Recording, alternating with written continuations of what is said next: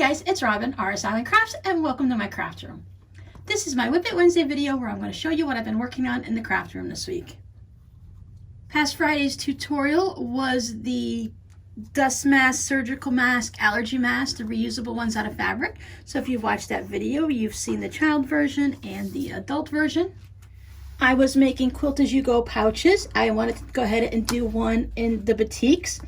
I did the log cabin going off to the side this way, and then I just did the regular ones where you stitch all the way around. It needs a little bit of pressing, as I can see. And with batik pouches, I like to go ahead and stick with a batik on the inside. There you go. Lighting's an issue today. It's a little bit gloomy out. We got some dark clouds with storms that don't actually rain down on you, so it's just a nice and gloomy day. It's still going to go up into the 80s today, so I don't think the gloom is going to keep the sun away too much.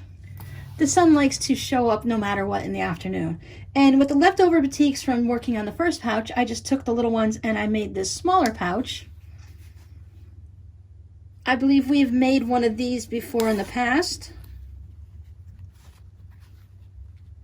There we go. You can see the batik on the inside.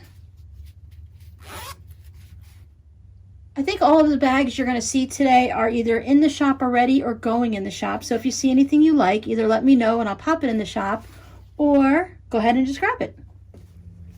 So I used the 30s repo print that I showed you guys last week, and I made some bags. I went with the pink, with the pink, with the pink. So there's a lot of pink. You got the pink zipper, the lining, and the outer fabric. It's like different shades of pink and everything, but I kind of like them both. And I like how it has the cranberry on with the flowers and stuff. I added little round pull tabs on both ends. I've been struggling with having the ribbon there or having a rectangle piece of fabric or square that sticks out. It's kind of, I didn't like the aesthetic of it. I just didn't like the way it looked. It kind of looked like, I don't know, maybe like a tongue sticking out or something. It just looked awkward. So I went with these little round ones, and I thought these were really kind of nice. They work nice on the bag. It gives you just enough to hold it. I used the lining fabric, so it blends in nicely. I could have used the outer fabric if I wanted to. Added a little ribbon to the pole there. So there's one. And I also made a red one. Once again, I have the binding from the inside with that little extra detail up there. This pattern has binding along the zipper, which is kind of cute. Pull on both sides, still went with the little ribbon pull tab. And I really love this stars on the inside here.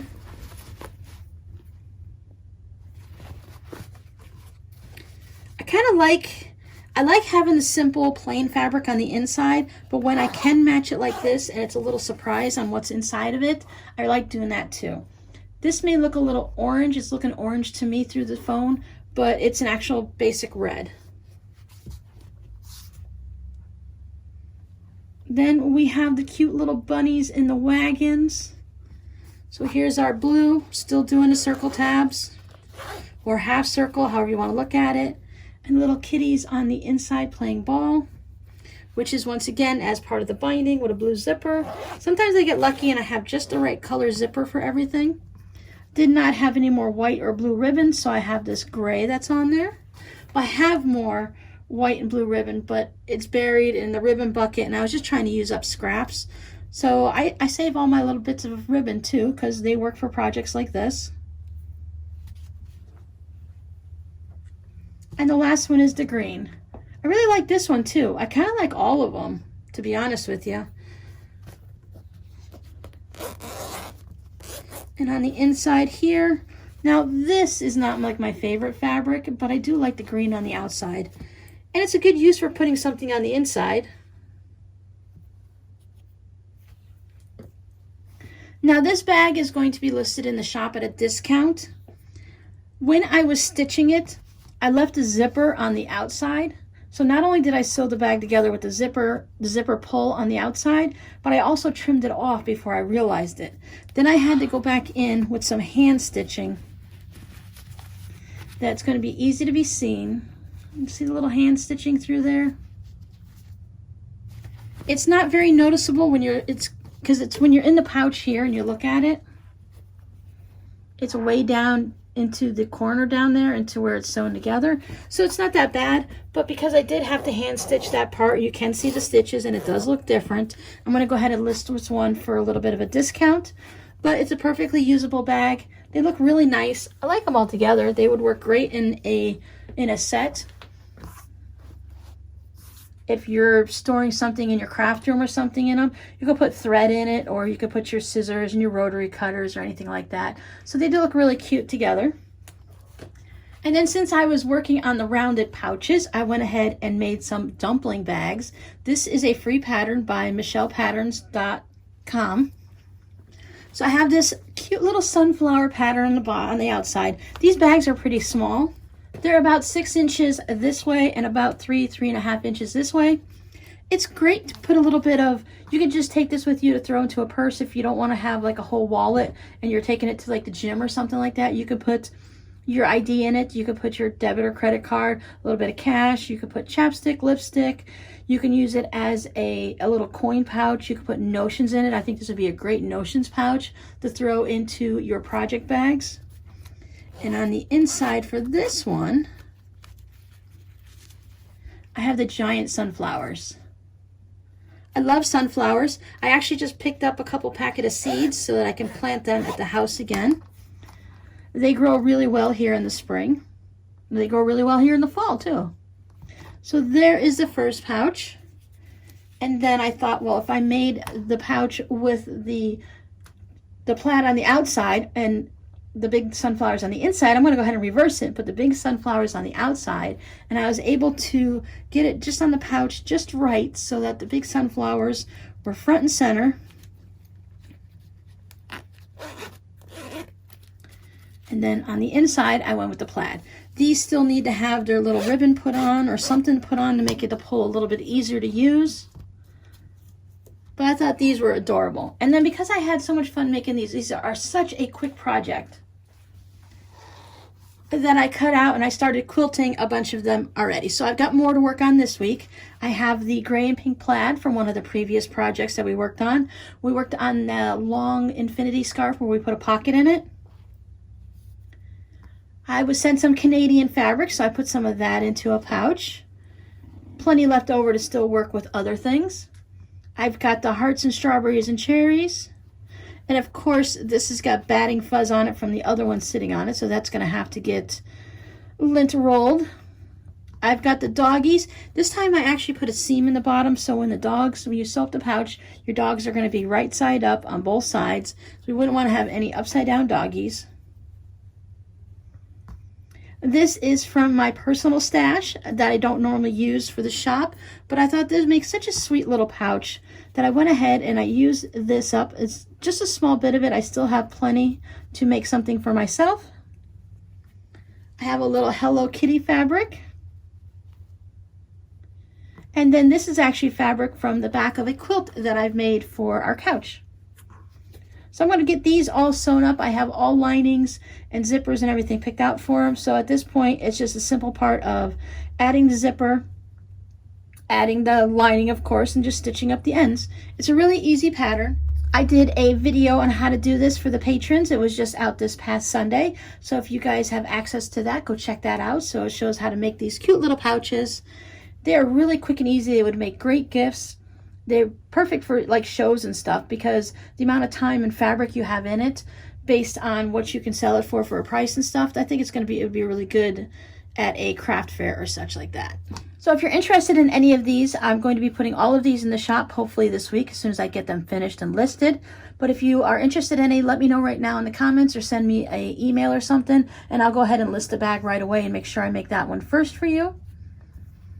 Otherwise, you guys can check them out when they go into the shop in a few days.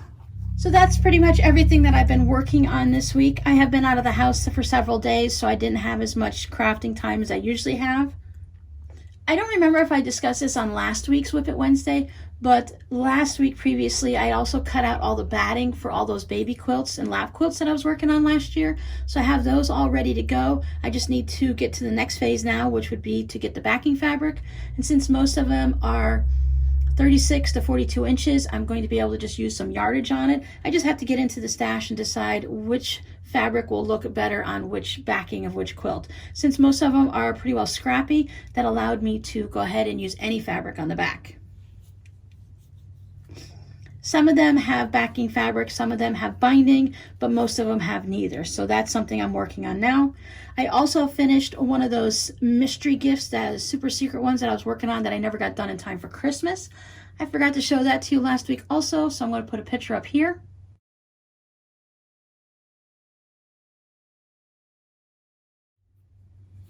So that leaves me with only one super secret project left that I have not touched at all this month.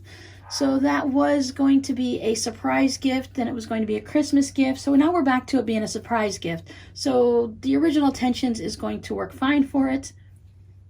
I just need to find the time to actually get it done. I've been either out and about or I've been staying in the shop later into the night, so I don't have as much knitting and crocheting and crafting time as I usually would at night. I tend to have been going to bed a little bit earlier because my animals, I've had to actually go and shut my bedroom door. I never shut my bedroom door. I can't remember a time in my entire adulthood that I've really had to close the bedroom door. But the cats have been deciding and the dog is deciding that they want to get up in the middle of the night. Either, the dog is like old. I understand. I'm old too. You got to get up in the middle of the night to go to the bathroom. So when I get up to go to the bathroom, I've been waking her up and taking her out, so that's not too bad. But then the three cats, one of them decides that she wants to eat in the middle of the night, which is fine. I don't do free feeding because I've got the dietary restrictions for the different cats, so I can't just leave food out because the wrong cat will eat the wrong food and such and then be sick. So my little girl, she likes to get up in the middle of the night. I've tried waking her, like when you have kids and you try waking them up before you go to bed to get them to eat so that they sleep through the night. I've tried that with her and she just doesn't wake up. And if you do get her to wake up, she's not hungry. She's not, because I woke her up, she's not going to eat. So she likes to get up in the middle of the night, about 1, 2 o'clock, and have something to eat. So I'm trying to coordinate everyone so that we all get up at the same time. Then I shut my bedroom door so no one can pester me. Because I got another cat that just likes to walk around the bed. She get lonely, she gets hungry, she wants to play, she paces on the bed. And then walks across my face. And, it's just, I about had enough of the cats in the middle of the night because I'm not getting enough sleep. Which means I'm falling asleep earlier at night and taking a 2-hour nap at like 6, 7 o'clock at night. So then when I wake up at 9, 9:30, 10 o'clock, I'm wide awake for about 2, 3 hours. So I'm trying to get everyone onto the same sleep schedule. I can't believe I'm having to do this with animals when I used to do it with my kids when they were younger. But it's just the way it is. They're all just used to having Rob up in the middle of the night. And now that he's not here, they're all off a schedule too. We're all just trying to get used to the new rhythm of the house. So I don't want to yell at him too much, but it's just really weird to close my bedroom door. It's always been open so that I can hear what's going on in the rest of the house. Because every now and then in the middle of the night, you hear crashes and bangs and you hear weird noises. So I feel very locked off if I close my door. I've always had it open so that I was available to hear the children if they needed anything. But we'll find our rhythm. It's all good. So the only thing on my plans for this week is I have all the fun computer work that I need to be catching up on that I've been avoiding because I'd rather sew than work on the computer. It's just, we all feel that way, I'm sure. There's always something we're going to put off. So I need to go ahead and start dabbling a little bit in the computer. Maybe if I start doing it when I first get up in the morning before I start into the sewing room, maybe I'll get a little bit done if I give myself a half hour, an hour to work on that each day. I'm going to work on the rest of the little dumpling pouches because I want to get those sewn up so that they go into the shop. And then I'm going to start working on figuring out the backings for all those quilts. And then somewhere in there, I need to go ahead and film a couple more videos. I'm not sure exactly what I'm going to film for this Friday's video. I'm sure by now when you see this, by Wednesday, I'll have already recorded it because I tend to do that on Tuesdays. And then, I don't know. I really need to get this craft room cleaned up again. I need to sort some more of the scraps and I need to go ahead and into the fabric room that I'm now calling it and get that organized because where I used to have 2 walkways to get in there, now I'm down to just the 1 walkway. So I really need to start cleaning up in there and stop shoving things in there to deal with at a later date. So I hope you guys have been working on something fun this week. Let me know down in the comments, and I'll talk to you guys next week. Bye.